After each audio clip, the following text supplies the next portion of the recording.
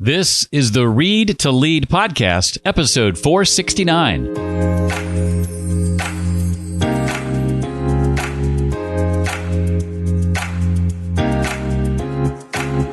People are more empowered because the access to information has been democratized across the internet, for better or worse. They're looking for options on their own because if they look at their situation, say my organization is not devoting a lot of time to my improvement, I know I need to improve because things are changing all the time. I'm going to have to take ownership of that myself. If there's one thing I've grown to love in life, it's learning. Now, that hasn't always been the case, but ever since I fell back in love with books in 2003, I've been on a learning journey that has no end in sight, and that's okay with me. You might say I'm a lifelong learner, and that you're here probably means you yourself are a lifelong learner as well. One thing I've enjoyed learning more about lately is learning itself. In other words, learning how to learn. And that's why I'm especially excited for you to hear from today's guest. Hi, I'm Jeff Brown, and this is the Read to Lead podcast. It's the show dedicated to your personal and professional development, where I believe that if you want to achieve true success in business and in life, that intentional and consistent reading has to be a part of that plan. Of course, the obvious next step is to put what you learn into action. And that's what my note-making mastery course is all about. If you'd like to find out more about that, go to jeffbrown.me. That's also where you can go to get, for a limited time, a free membership to the Read to Lead community. Basic membership is free and includes access to exclusive content like weekly business book summaries in categories like leadership, productivity, mindset, habits, communication, entrepreneurship, learning how to learn, like what we're talking about today, putting learning into action as well. Curated resources like articles, interviews, apps, videos, and more. And of course, community forum access, your chance to interact with other people who take personal and professional development as seriously as you do. Again, all of that can be found for free with a basic membership to the Read to Lead community. To find out more, just go to jeffbrown.me. That's jeffbrown.me. James McKenna is the Assistant Director of Professional Learning and Leadership Development for the California Collaborative for Educational Excellence. He's also an award-winning educator with over 20 years of experience in learning design and development, inclusive practices, and teaching and training. His brand new book, which released back in January, is called Upskill, Reskill, Thrive: Optimizing Learning and Development in the Workplace. James, I'm delighted to have you here. Welcome to the Read to Lead podcast. Jeff, I'm very excited to be part of this. Thank you for having me. I was very interested to learn about your diverse background. You've done a lot of different things in life, but if I remember correctly, you've got a bit of a musical background. Is that right? Yeah, I have a BA in music with a focus in voice. And so I moved about 20 years ago from Boston to Los Angeles to be a rich and famous singer-songwriter. And since we're talking about a book about learning, you can guess how that part turned out. As I was reading your book, something caught my attention right away where you talk about this belief that all of us want to learn. And in fact, we're wired to want to learn.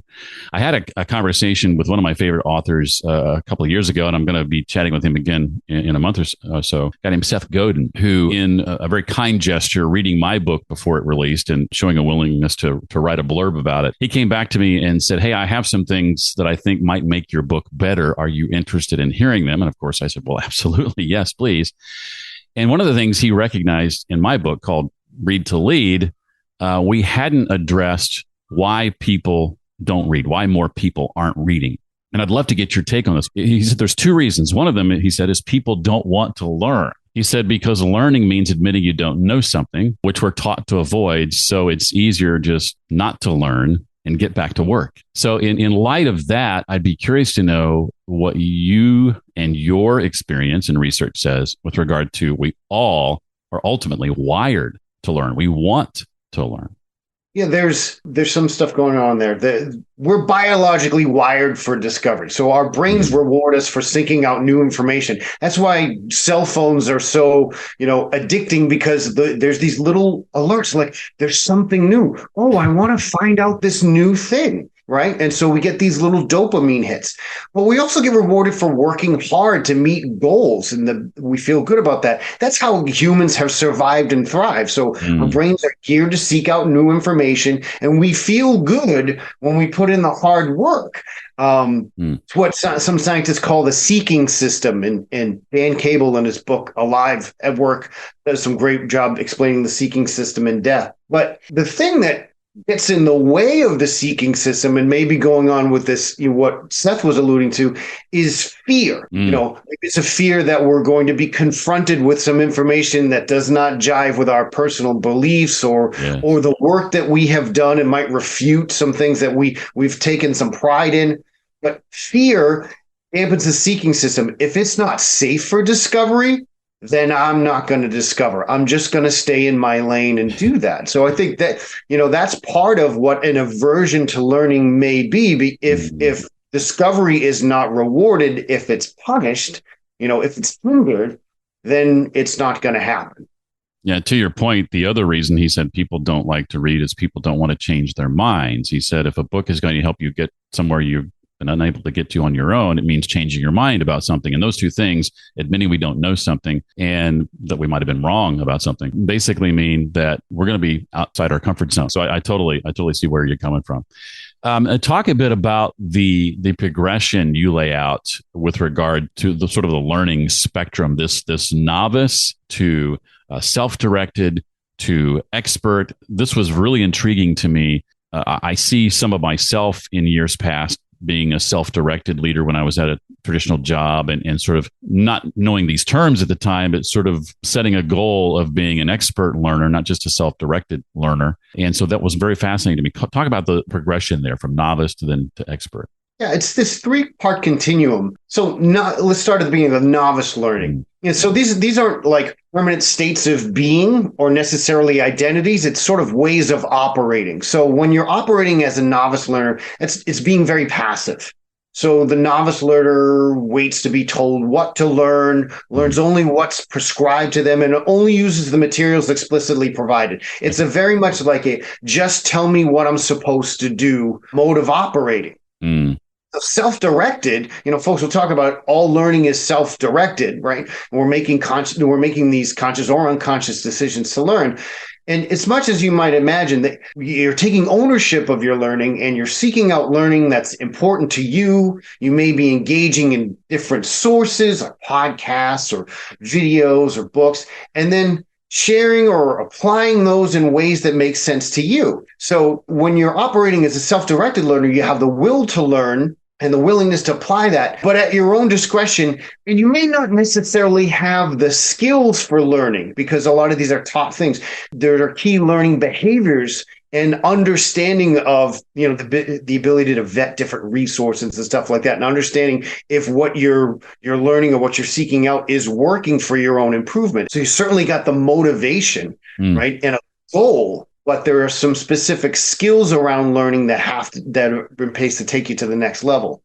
So expert learning is that next level. It's when you're taking ownership of your own improvement and the learning behaviors necessary to take that performance to the next level. So you see that learning is something that you do. It's not just done to you like a novice, but an expert learner is able to engage in the behaviors and understand the conditions that best support their learning. They can vet sources of information that will be most helpful and reliable, as well as the format that will best allow them to engage in that context. So people understanding I really want to learn this topic and there's a great book about it, but you know what? I think I'm going to need the audio book because looking at the schedule of my day, it'll be a lot easier for me to listen to this. Or another context, and I do this all the time, where I look at some books and I say, hey, these are ones I want to take a lot of notes in. I need to apply this. I'm using the Kindle version because I like the way I can take notes in that. I don't like to mark up books, right? But other things might have a lot of technical stuff and a lot of graphs, so I need to look at those, where other ones, well, this is conceptual. I can get by on an audio book because I'm really thinking about the big picture, not understanding some key figures and tables and statistics where I might want to have that at print, right? And be able to flip to it quickly. So they strategically leverage that new knowledge as well. So they know how to take that and apply it to measurably impact their performance in ways that not only benefit them as a self-directed person, but also how does that help my team? How does it ultimately help the organization, right? So I like to say that expert learners have the will and the skill and the ways to learn and improve. And so when there's these ways of operating, I talked about what the learner needs to do. You also need the context that allows you to operate in that way. So you might have all these great intentions and skills, but if you don't have an emotionally safe context to apply learning, right? Like we just talked about, or you don't have the time, or you're not provided access to the resources that you need to learn the content, it's impeding your way. It's sort of forcing you back into a different level of operating, at least for learning that content, because the environment is putting up barriers between you and operating as an expert learner. I love that. And as I've read your book, this portion of your book about this, it really, I realize, is going to inform how I think differently about some of the things I'm teaching, the courses I'm creating, the cohorts that I'm leading. And it's been very, even though I haven't had a chance to apply it yet, I can already see how it's going to improve those experiences for the people on the other side. What are some of the ways that learning looks different in the modern world of work versus maybe how it looked a decade or 2 decades ago? Deloitte has done a lot of work around this, and they had a report from the Josh Bersin Center there. If your audience knows Josh Bersin, sort of really well-regarded person in the world of HR and learning.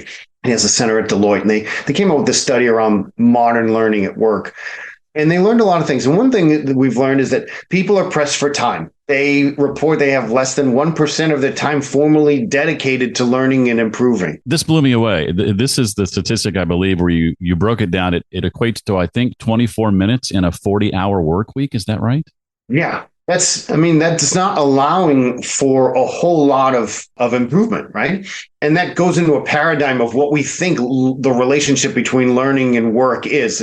Sometimes learning gets put in a box. So the official box for that learning is about 1%, when in fact, one of my mantras is work is learning and learning is work. So we're learning at work all the time, whether or not it's formally, supported and acknowledged as work. But we're also that learning is work. We have to be intentional about that. And learning can be hard. It can be messy. It can be scary. But they don't have a lot of time for that. In many organizations. And again, these are generalizations, not like this is what it's like for everybody. Another term they use is being untethered. So you see this, they're working in teams, but often those teams are in different regions and different time zones. So they have to figure things out, often without the ability to look to the person next to them, like, hey, how do I do this? They have to do that digitally if they can. And it also makes it hard for organizations to develop their people in a remote context. It narrows the opportunities and experiences that they can provide. People have to be collaborative. So even though they're untethered, they work in teams and they have to learn how to get along and learn and work together with other people of different generations, different cultures, ethnicities, belief systems. People who are working in different contexts, understanding that the way my boss allows me to work in my space may not be the same way it is working for someone else. But they know they need to learn from others. So people are going out and they're building their own personal and professional networks so they can get the support that they might not get in their normal work context. Like I alluded to earlier, this idea of being on demand, we're learning on our phones, we're learning on our devices. People want that information now. Yeah. So learning that is prescribed in a particular time, say, we've got a 2-hour session this day or a training workshop. People might not have the time or the alignment of timing to access that. And even if they do, they say, that's great. I don't need it 30 days from now. They need it now. So they're used to saying, I can't wait for that. I need to go find out the information now. And finally, people are more empowered because they've been the access to information has been democratized across the internet, for better or worse.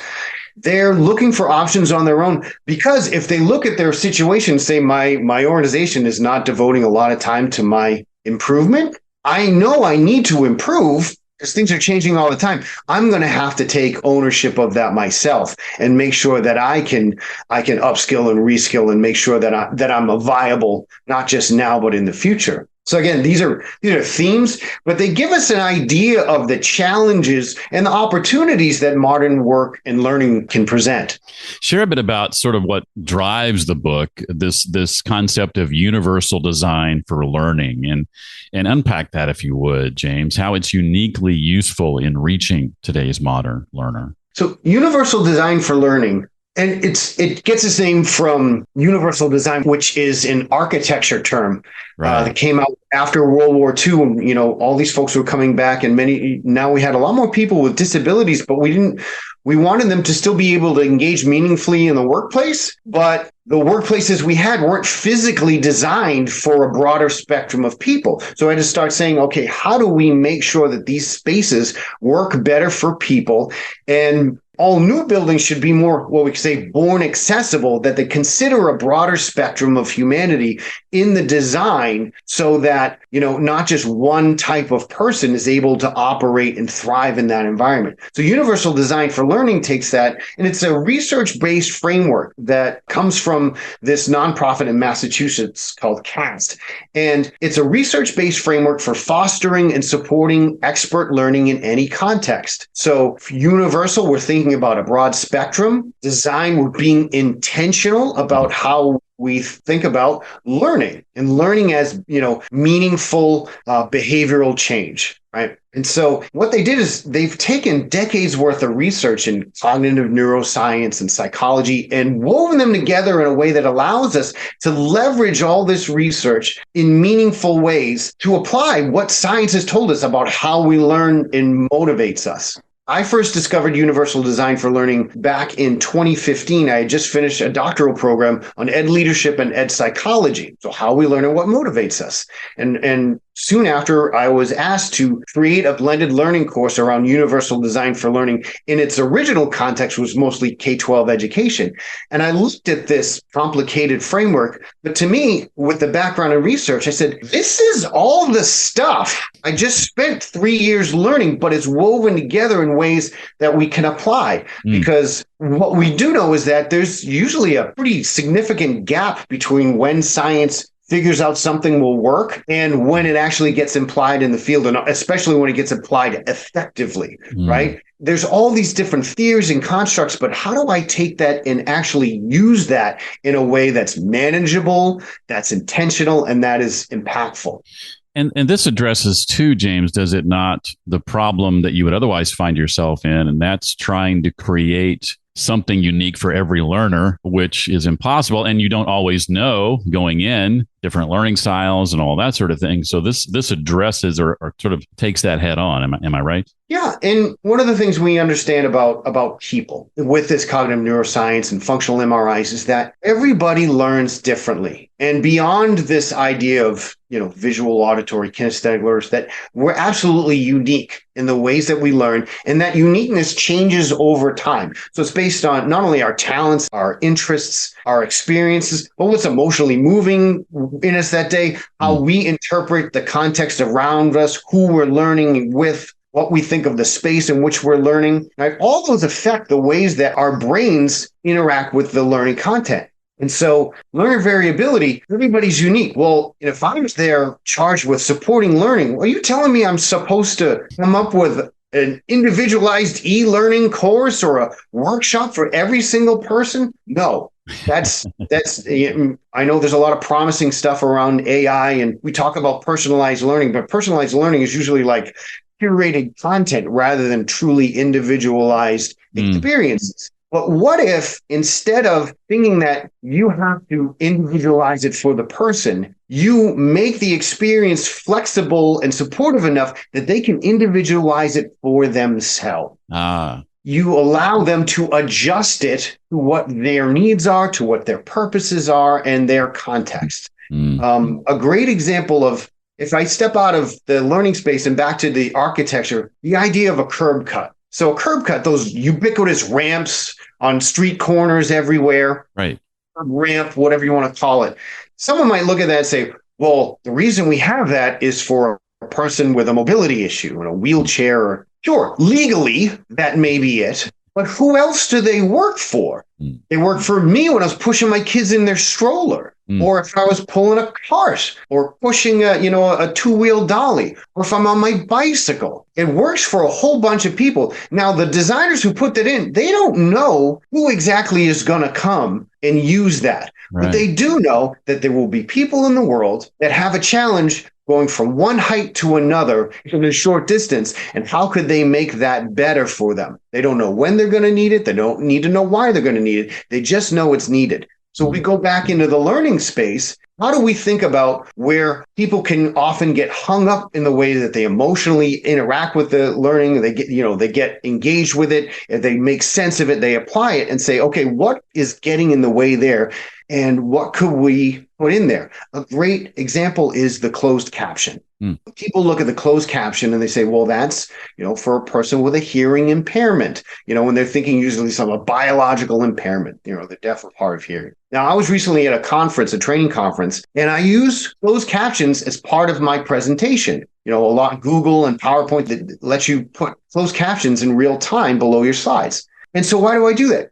I don't know if there's going to be someone who's deaf or hard of hearing, but I can anticipate there might be. But I also know that having experience, sometimes you're sitting next to a chatty person.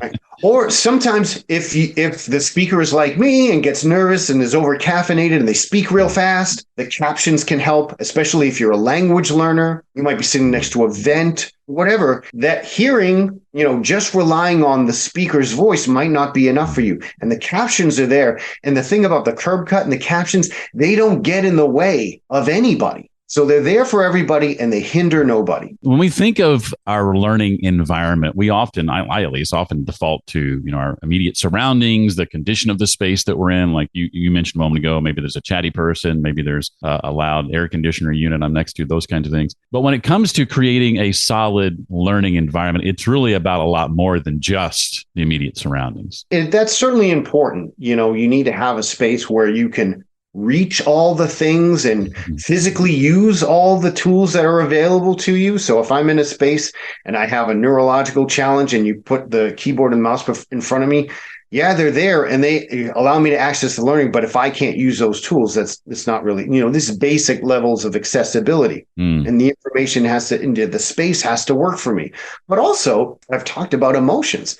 What's the emotional space in which this is operating, right? What is the pace at which this is? All that is part of the environment. The context in which the information is being delivered. Is this a learning that's going to be collaborative or individualized? Collaborative can be very motivating for some and very unmotivating for other folks that are, more introverted, or they have a particular relationship or, poor relationship with some of the other folks there. Like, I don't really want to engage in this conversation with them. So you'll hear this a lot, folks working in equity spaces. There's a lot of work around not just the physical place and whether or not the food is good, but, people have comfortable chairs, but how emotionally safe and prepared are they to be able to meaningfully engage and learn from each other? And so I think it's really important. And you don't know that, especially in this untethered world, in this, very dynamic space. You have to understand that where you're maybe thinking up this environment is not the same as where someone is going to experience it. So it's understanding not just how do I deliver this content, but what is the space in which people are going to receive that? Maybe even the time of day. I'm very conscious if I'm giving a conference presentation or a webinar saying like, this is coming after lunch. People may have been on their feet or it's just later in the day. Is that the right time? What kind of presentation does that have to be? Dan Pink has the great book about the science of timing, and that can be very important as well. Yeah, I've read that book. Great book. If we manage to identify potential barriers to the environment, and you could respond to this either from the vantage point of the instructor or the instructee, or both. What are some specific steps we could take to then tackle those potential barriers that we've identified? I think once you've identified them, is thinking about, well, are they necessary to be there, right? If it's a physical space that does not work for people, we have to use that space, right? Or a particular tool that we're using or software. Is it necessary that we use that? If the answer is yes, then we have to find ways to make using that work better for more people. If the answer is no, okay, let's see what else we can use. We either eliminate the barrier or we find ways to mitigate it. And, that may be offering people different options and support. So, okay, we all have to learn Microsoft PowerPoint, but we understand that people come into that different space. So we offer people options. Here are some different tools, basic guides on PowerPoint. Here are some worked examples that you can reference that will help you better understand it. Here's a list of shortcuts that allow people to better engage with that not everybody has to use. Maybe I already know that stuff. So you're not forcing me to go through it, but it's there if I need it. If I I can't forget that one shortcut, I've got something there, right? Or I feel like I really understand this, but I can always learn something from someone else has done it. So let me still look at those examples anyway. It'll allow me to try something new. So giving options and supports and calling those out to the learners so they know where they're there, they know how to use them, and it's safe to use them. If we think about, I brought up that broad spectrum of humanity, and, the statistic is 1 in 5 people in the workplace have a disability. It could be physical, neurological, psychological, right? 2 out of 3 of those aren't going to tell you because they think there's stigma, because they think it's none of your business, for whatever reason. Calling out for a specific support that supports my disability, having to ask for that, can often put a spotlight on me. And I might not ask for the supports that I need. But if you offer them to everybody without saying you need permission to use this, you get disability. Sometimes, let's say a support is like, these folks need a break, right? Everybody needs a break. And they don't necessarily have to tell you why, if it's a medical issue or emotional thing, that we just offer that out to everybody that, take your breaks as you need them, and people can take them or not take them as ways that work best for them without spotlighting themselves.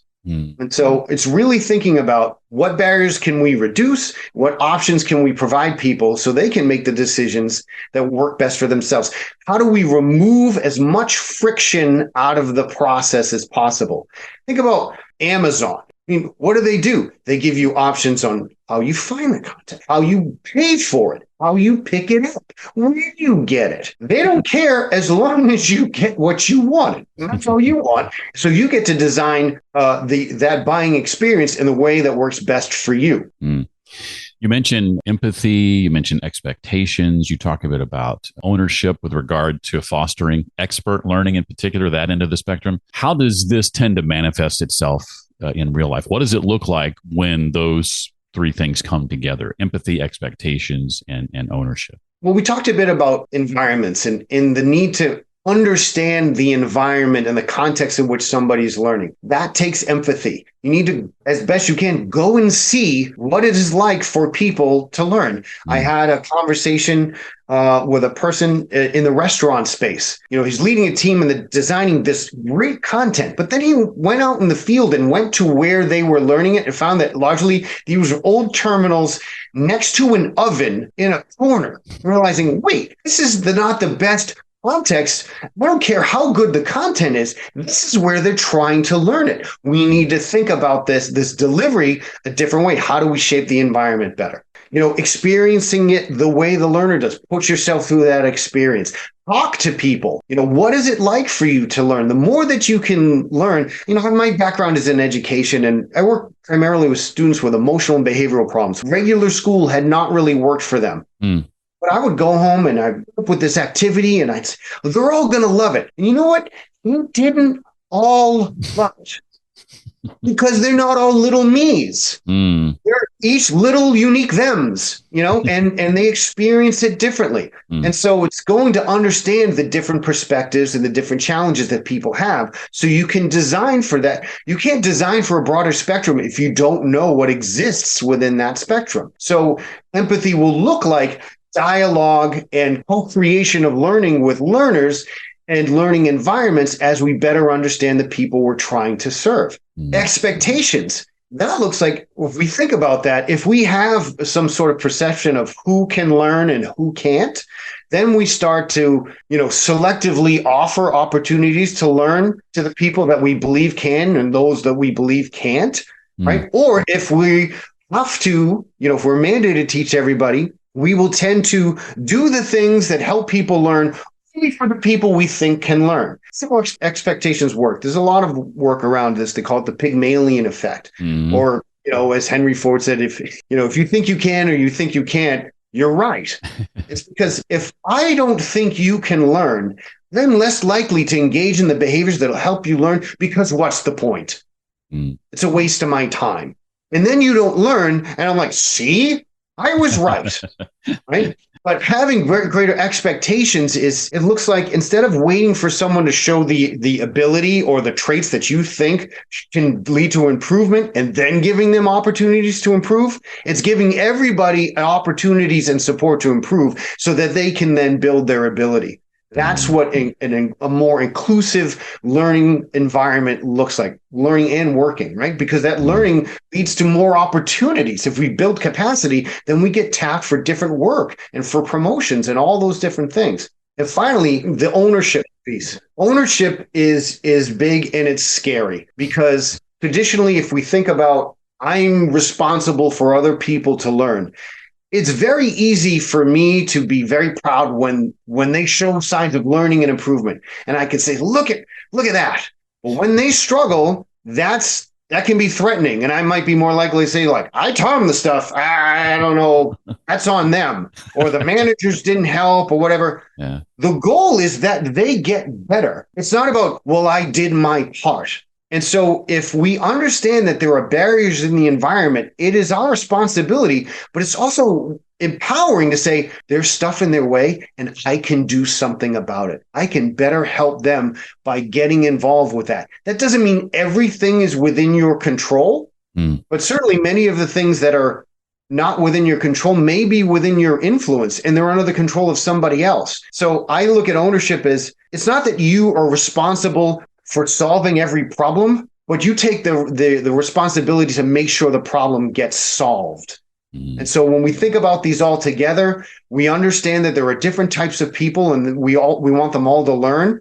So we offer flexible opportunities and supportive paths for everyone to learn. And then we make sure that we are their partner, listening to them, providing them with what they need, and collaboratively addressing barriers so that everybody can be their best selves.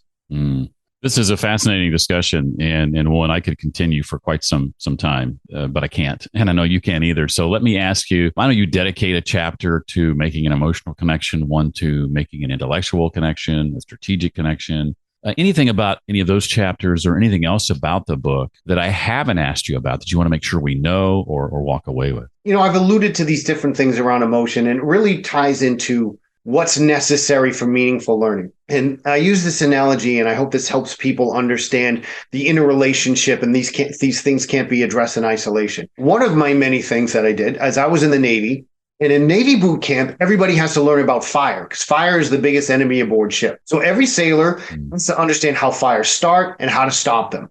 And so fire needs three things in order to exist at all times. It needs oxygen, heat, and fuel.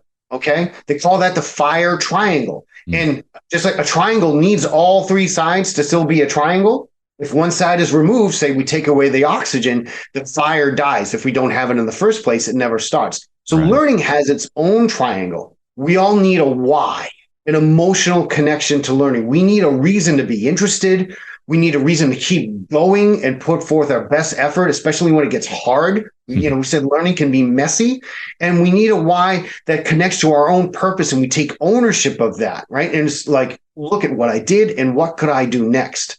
That emotional piece.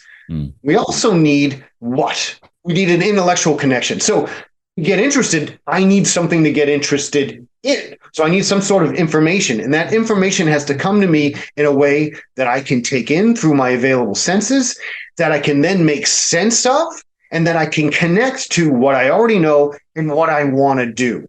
And the third part is strategic. This how. We need a how. We need to do something with this new information. We need to be able to interrogate it. We need to share it with other people. We need to apply it to solve a problem. And so what science has showed us about the brain is that there are three clusters of networks in the brain devoted to why, what, and how. And so what universal design for learning does allows us to always think about how do we keep people supported in the why, the what, and the how. And it's important to understand that these are working all the time. If people go, if they read the book or they just look up UDL, they'll see that there's a principle of engagement on the left. That's the why.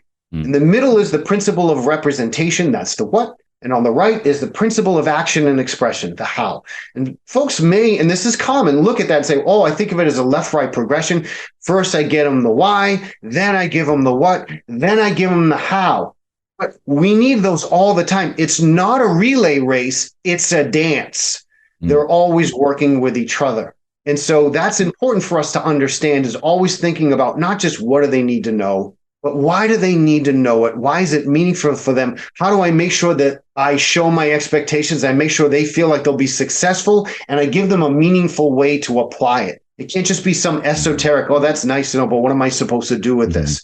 This is how you do it to help you do your job, help your team do their jobs, and help all of us win. Well, over the course of your career, and I know it's a varied one, what's a favorite book or two that you like to recommend to others? If you had to just pick a couple, what would they be? This is hard because I love to learn.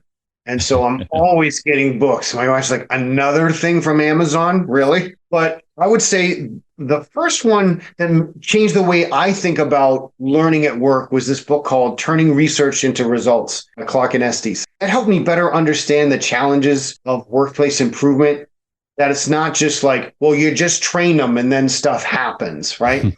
Not everything can be solved by training, and then training won't work unless people are supported to apply that training to their work. So that one is a great one. There's a lot of thinking about workplace learning as an ecosystem. It's not just one individual design or asset, but how do all these pieces come together? And I find this concept to be highly coherent with UDL, this idea of having flexibility and options for people that fit their context and their needs. So 2 books, Design for Modern Learning by Lisa M.D. Owens and Crystal Kadakia is a great book. Also, The Modern Learning Ecosystem by J.D. Dillon. I actually would recommend both of them because I find them to be very complementary rather than redundant or conflicting. So I don't think you say like, well, you're doing it this way or this way. I think they mesh together really well. The one that I would say has had the most impact on me in my professional and personal life has been a book by Jocko Willink and Leif Babin that are former Navy SEALs and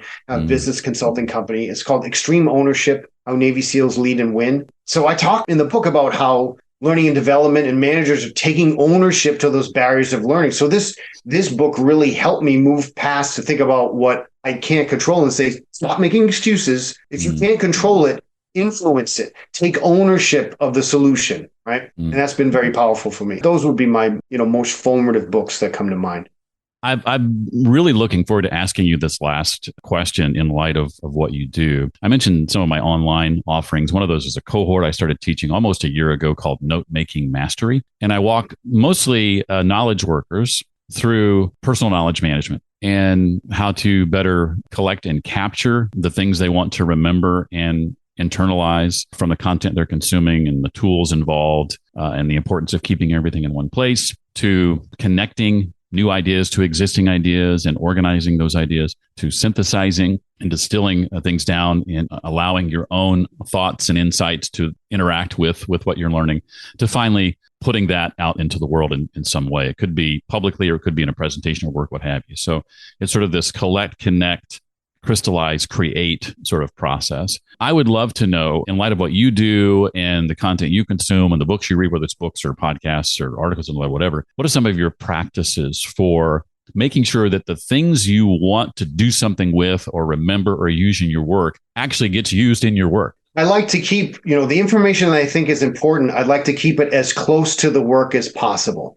So I have lots of books, but the books that are closest on hand are the ones that are going to help me in what I'm doing during the day. And also the thoughts of that, rather than I don't take book notes in a notebook. I either use stickies or on a Kindle, I use digital notes. So I keep the notes closest to the content. So when I reach for that, I also have my notes, compacted together. It's an evolution for me. If I'm thinking about things I'm exploring or organizing from different projects, I tend to have notebooks dedicated to each project. So when I'm working on that, I pull that notebook handy and I have it for myself. And when I think about, lessons learned or stuff I want to apply, I keep visual reminders around. I have a card that sits below my monitor that, helps me remind me what can make me better facilitating or interacting in a meeting. It's funny because I'm on a podcast. The top line says, talk less, listen more.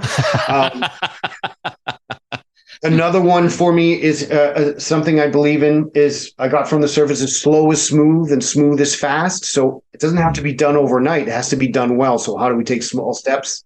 And then I think finally, when it comes to problem solving, a couple things I do is I keep close by it. I have a whiteboard and I'll diagram. And I whiteboards are not only great because it gives you space and it gets you up, but none of that has to be permanent. So it's kind of a safe space to make mistakes. If I have a notebook, what I'll do is as soon as I open up in the notebook, I'll make a scribble in the corner. The page is no longer perfect. So I don't have to worry about keeping it perfect and getting all the words right. I already ruined it. Might as well just write down everything I think. It makes it safer for me. Yeah. And the final one, I guess, for distilling along with that is go for a walk. I had a boss once who said, you take a lot of breaks. I said, I don't take a lot of breaks. I take a lot of walks. What's the difference? I said, I'm thinking. For this person, work looked like you're in front of your computer the whole time. Right. But a lot of what you've asked me to do is design and thinking and problem solving. I walk around and I think about that stuff. And then I come back to my computer or whatever space it is, and then I act on it. And I gave her the Stanford walking study to sort of back that up. But that walking piece is really helpful for me. Stepping away from the screen and just letting the ideas ruminate. I love that. I'm curious to know how she responded to that. Well, it was to her credit, she was really like, it's just her experience coming from the field. Work looked a certain way. And now she had transitioned to a different sort of genre and getting used to the fact that work looked differently and that it is okay that it looks differently. Ultimately, because she looked at the work I was doing, she was happy with that. So it's less about what the work looked like in process, how the sausage get made, like the taste of the sausage at the end of it. Right. Well, James' book again is called Upskill, Reskill, Thrive, Optimizing Learning and Development in the Workplace. James, thank you so much for taking time to be with us today and sharing your expertise. I really appreciate it. Thank you. It's been fantastic, and I really hope that the book helps your audience. To find out more about James and his work, to connect with him online, and check out links to the resources he mentioned today, just go to readtoleadpodcast.com/469 for episode 469.